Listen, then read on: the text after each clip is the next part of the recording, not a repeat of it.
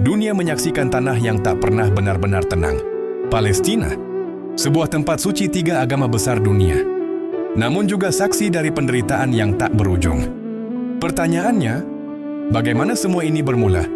Mengapa dua bangsa, dua keyakinan, dan dua sejarah ini saling bertentangan hingga hari ini? Mari kita telusuri akar dari perseteruan panjang antara Palestina dan Israel.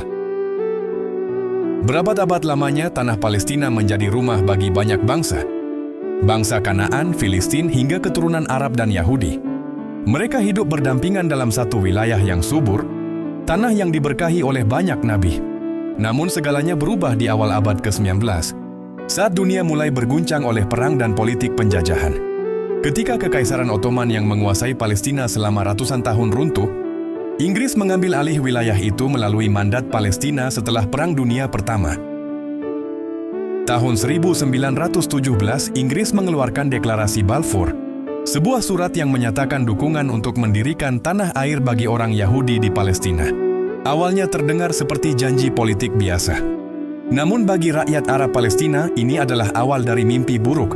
Ribuan imigran Yahudi mulai datang dari Eropa. Mereka membeli tanah, mendirikan pemukiman, dan membentuk kelompok pertahanan bersenjata. Sementara itu, penduduk Arab yang telah hidup turun-temurun merasa terancam dan terusir. Ketegangan pun meningkat. Kerusuhan dan bentrokan pecah di berbagai kota, menandai awal dari api konflik yang sulit dipadamkan. Ketika Perang Dunia II pecah, tragedi besar menimpa bangsa Yahudi. Lebih dari 6 juta jiwa dibunuh secara kejam di Eropa.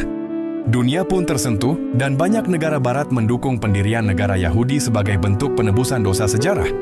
Namun keputusan itu diambil dengan mengorbankan bangsa lain, bangsa Palestina. Tahun 1947, PBB mengusulkan pembagian tanah Palestina. Setengah untuk Yahudi, setengah untuk Arab. Orang Yahudi menerima, tapi bangsa Arab menolak.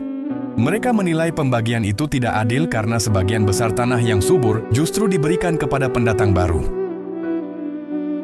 Pada 14 Mei 1948, Israel memproklamasikan kemerdekaannya. Keesokan harinya, negara-negara Arab seperti Mesir, Yordania, Suriah, dan Irak menyerang. Namun perang itu berakhir dengan kemenangan Israel.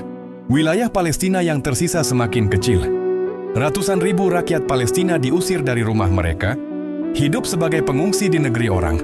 Peristiwa ini dikenal dengan nama Nakbah, yang berarti malapetaka besar. Sejak hari itu, tanah suci itu tak pernah lagi benar-benar damai. Tahun demi tahun berlalu, namun luka itu tak kunjung sembuh. Israel terus memperluas pemukiman di tepi barat. Yerusalem Timur dikuasai. Gaza diblokade dan dipenuhi penderitaan. Sementara rakyat Palestina terus berjuang dengan batu, dengan keyakinan, dan dengan doa. Bagi sebagian orang, ini soal politik.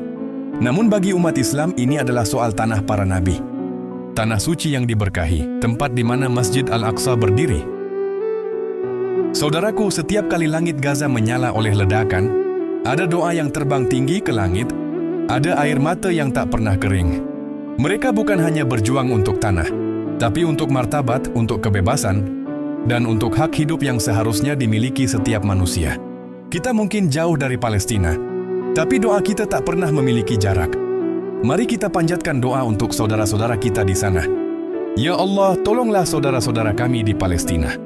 Kuatkan hati mereka, lindungi anak-anak mereka, dan kembalikan kedamaian di bumi para nabi.